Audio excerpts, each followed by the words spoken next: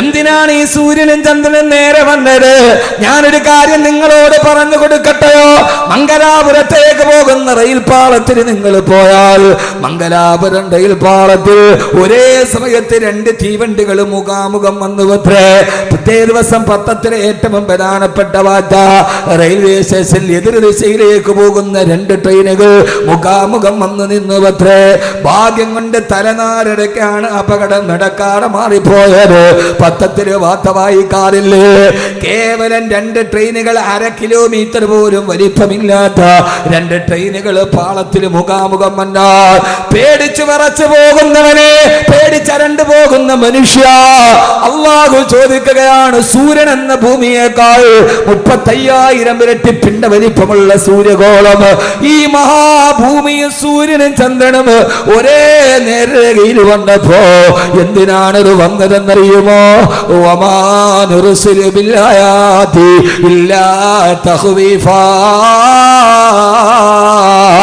ചന്ദ്രഗ്രഹണ നിസ്കാരം നിർവഹിച്ചത് എന്തിനാ?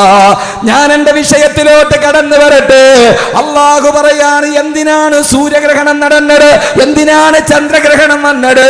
ഇതെല്ലാം ഒരേ രേഖയിൽ വന്നത് എന്തിനെന്നറിയോ?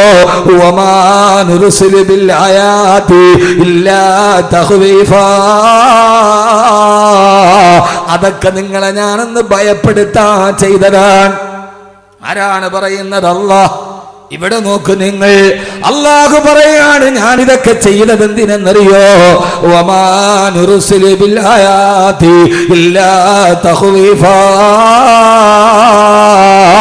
ഇതൊക്കെ നിങ്ങളെ ഒന്ന് പേടിപ്പിക്കാൻ വേണ്ടി ചെയ്തതാണ്. എത്ര പേരാണ് പേടിച്ചത്? എത്ര പേര് പേടിച്ചു? പറയും നിങ്ങള്. ചന്ദ്രഗ്രഹണ നിസ്കാരമൊക്കെ എല്ലായിടത്തും നടന്നു. ഇവിടെ നിസ്കരിച്ച ഇല്ലേ?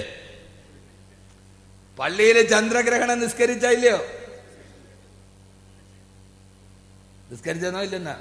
നിസ്കരിച്ചു. എന്തിനാ നിസ്കരിച്ചേ? എന്തിനാ നിസ്കരിച്ചേ? ആ നിസ്കാരം മാത്രമല്ല, ഇത് അല്ലാഹുവിന്റെ ഖുർആനാണ്.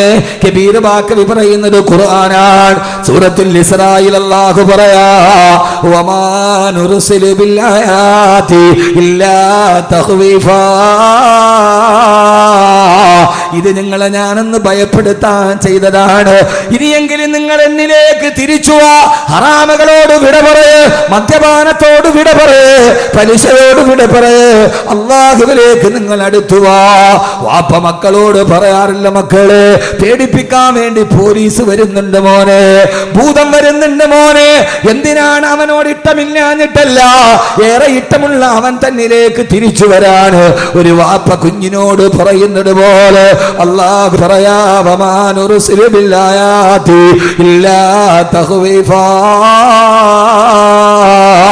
ഇതൊക്കെ അല്ലാഹു നിങ്ങളെ പേടിപ്പിക്കാൻ നൽകുന്നതാണ്. സഹോദരങ്ങളെ, പേടിക്കണം. ഇതെങ്ങാനും ഒരേ ദിശയിൽ വന്നൊന്ന് കൂട്ടിമുട്ടിയാൽ അത് ലോകാവസാനത്തിലേക്ക് നടന്നു പോവുകയാണ്. അതുകൊണ്ട് ഈ ഗോളങ്ങൾ ഒരേ പാളത്തിൽ വരുമ്പോ അല്ലാഹനെ നിങ്ങൾ പേടിക്കണേ, അല്ലാഹുവിനെ നിങ്ങൾ സൂക്ഷിക്കണേ. വകയ്യിൻ മിൻ ആയത്തിൻ ഫിസ്സമാഇ വൽ അർളി യമറൂന അലൈഹാ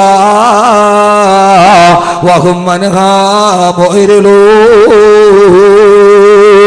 അല്ലാഹു പറയാണ്, ഇങ്ങനെ എത്രയെത്ര അത്ഭുതങ്ങൾ ലോകത്ത് നിങ്ങൾ കണ്ടിട്ടും യമറൂന അലൈഹാ, അതൊക്കെ നിങ്ങൾ കാണുന്നുണ്ട്, പക്ഷേ വഹും അൻഹാ മുഅ്രിദൂൻ, അതൊക്കെ കണ്ടിട്ട് നിങ്ങൾ യാതൊരുവിധ പേടിയില്ലാതെ നടക്കുകയാണല്ലോ.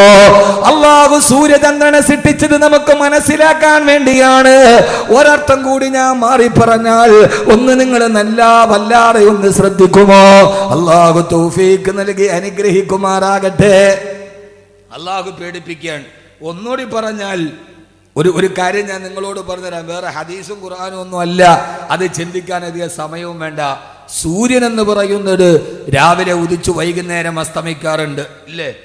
കാണാറുണ്ടോ രാവിലെ സൂര്യൻ ഉദിക്കുന്നത്? കാണാറുണ്ടോ? എഴുന്നേൽക്കൂല സമയത്തൊന്നും. രാവിലെ സൂര്യൻ ഉദിക്കുന്നത് കണ്ടിട്ടില്ലേ? നട്ടുച്ച നേരത്ത് വന്ന് തലയുടെ മുകളിൽ നിൽക്കുന്നത് കണ്ടിട്ടില്ലേ? വൈകുന്നേരം സൂര്യൻ അസ്തമിക്കുന്നത് കണ്ടിട്ടില്ലേ? എന്തിനാ സൂര്യാസ്തമയവും സൂര്യോദയവും?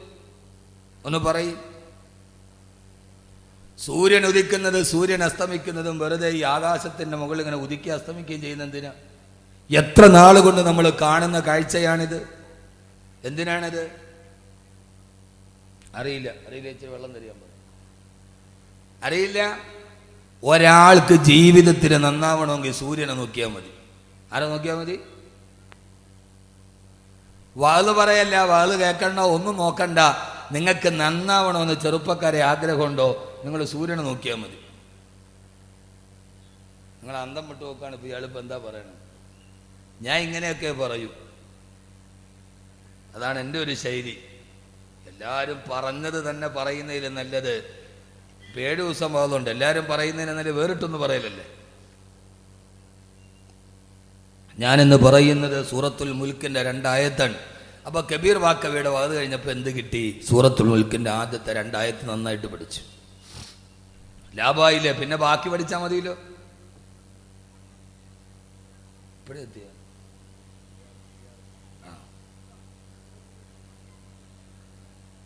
അള്ളാഹുവിന്റെ ഖുർആൻ പറയുകയാണ്, അള്ളാഹു സൂര്യന് നൽകിയതെന്തിനാണ്? അള്ളാഹു ചന്ദ്രന് നൽകിയതെന്തിനാണ്? സഹോദരങ്ങളെ, സഹോദരിമാരെ, ഇന്ന ഫീ ദാലിക ലആയാതിൻ ലിഉലിൽ അൽബാബ്, ഇതിൽ ചിന്തിക്കുന്നവർക്ക് ദിട്ടാന്തമുണ്ട്. എന്തിനാണ് അള്ളാഹു സൂര്യന് നൽകിയതെന്നറിയോ? രാവിലെ സൂര്യോദയം നടക്കുമ്പോൾ അത് നമ്മുടെ സൂര്യോദയത്തിന് നമ്മുടെ ജീവിതവുമായി ബന്ധമുണ്ട്. രാവിലെ സൂര്യൻ ഉദിക്കുകയാണ്. കിഴക്കിന്റെ ചക്രവാളത്തിൽ ഇരുട്ടിനെ കീറി മുറിച്ചുകൊണ്ട് ഇരുട്ടിൽ നിന്ന് സൂര്യൻ മെല്ലെ മെല്ലെ ഉയർന്നു വരികയാ. പൊന്നുമോനെ, അത് നിന്റെ ജനനമാണ്. ഇരുട്ടിന്റെ ഉള്ളിൽ നിന്ന് മെല്ലെ മെല്ലെ സൂര്യൻ വെളിയിലേക്ക് വരുമ്പോ ഉമ്മാന്റെ ഗർഭാശയം എന്ന ഇരുട്ടിൽ നിന്ന് മെല്ലെ ഭൂമിയുടെ വെളിച്ചത്തിലേക്ക് നീ കടന്നു വരികയാണ്. സൂര്യോദയം നിന്റെ ജനനമാണ്, നിന്റെ പ്രസവമാണ്. പിന്നെ ആ സൂര്യൻ മെല്ലെ മെല്ലെ മുകളിലേക്ക് ഉയരുന്നു. അത് വെറുതെ മെല്ലെ പടിഞ്ഞാറോട്ട് സഞ്ചരിക്കുകയാണ്. വെറുതെ സൂര്യൻ ഇങ്ങനെ വെളിച്ചം കൂടി കൂടി വരുന്നു. അതുപോലെ നിന്റെ ബാല്യവും നിന്റെ കൗമാരവുമാണ്. മെല്ലെ മെല്ലെ വെളിച്ചം കൂടി കൂടി, കാലിന് ബലം കൂടി, കയ്യിന് ബലം കൂടി, മുഖത്തും ഈശസ്ഥാനം പിടിച്ച് മെല്ലെ മെല്ലെ നിന്റെ ബാല്യവും കൗമാരവുമാണ്. അവസാനം സഞ്ചരിച്ച് സൂര്യനിതാ നടുത്തലയുടെ നെടും തലയുടെ മുകളിൽ നട്ടുച്ച നേരത്ത് കത്തിച്ചൊലിച്ചു നിൽക്കുകയാണ്. ആർക്കും അടുക്കാൻ പോലും കഴിയാത്ത സൂര്യന്റെ ചൂടോട് സൂര്യൻ ഇങ്ങനെ കത്തിച്ചൊലിച്ചു നിൽക്കുകയാണ്. പൊന്നുമോനെ, അത് നിന്റെ യൗവനമാണ്. ആർക്കും അടുക്കാൻ കഴിയാതെ കത്തിച്ചൊലിച്ച് തിളച്ചു നിൽക്കുന്ന നിന്റെ യൗവനം. തട്ടുച്ച നേരത്ത് സൂര്യൻ കുതിച്ചു നിൽക്കുന്നത് അത് നിന്റെ യൗവനത്തെ ഓർമ്മപ്പെടുത്തുകയാണ്. ആർക്കും അടുക്കാൻ കഴിയാത്ത യൗവനം, ഒരാളുടെ ഉപദേശം സ്വീകരിക്കാത്ത യൗവനം, ആരുടെ അടുക്കലേക്ക് നന്മകൾ സ്വീകരിക്കാത്ത യൗവനം, ആ യൗവനമാണ് നിന്നെ നട്ടുച്ച നേരത്ത് നിൽക്കുന്ന സൂര്യന്. ഈ ചെറുപ്പക്കാരാ, ആ യൗവനം കഴിഞ്ഞാൽ പിന്നെ സൂര്യൻ അങ്ങോട്ട് പടിഞ്ഞാറോട്ട് സഞ്ചരിക്കലായി. മെല്ലെ മെല്ലെ സൂര്യന്റെ പ്രകാശത്തിന് കുറവ് വരികയാണ്. സൂര്യൻ മെല്ലെ ക്ഷയിക്കുകയാണ്. അത് നിന്റെ മധ്യവാർദ്ധക്യത്തിലേക്കുള്ള യാത്രയാണ്. നിന്റെ തലമുടി നരക്കുന്നു, നിന്റെ കൈകാലുകൾക്ക് ശക്തി കുറയുന്നു, നിന്റെ കൈകാലുകൾ ബലഹീനമാകുന്നു. അത് നിന്റെ മധ്യവാർദ്ധക്യത്തിലേക്കുള്ള യാത്രയാണ്. ബഹുമാനപ്പെട്ട പാണക്കാട് സയ്യിദ് ബഷീർ അലി ശിഹാബ് തങ്ങൾ മഹനീയമായ വ്യക്തിത്വത്തിലേക്ക് മഹാനവറുകളുടെ ആത്മീയ സാന്നിധ്യം നടന്നു വരികയാണ്. സഹോദരങ്ങളെ, സഹോദരിമാരെ, കത്തിച്ചൊലിച്ചു നിൽക്കുന്ന ഈ സൂര്യൻ അത് നിന്റെ യൗവനത്തെയാണ് പ്രസരിപ്പിക്കുന്നത്. ആ സൂര്യൻ മെല്ലെ മെല്ലെ പടിഞ്ഞാറോട്ട് സഞ്ചരിച്ചു.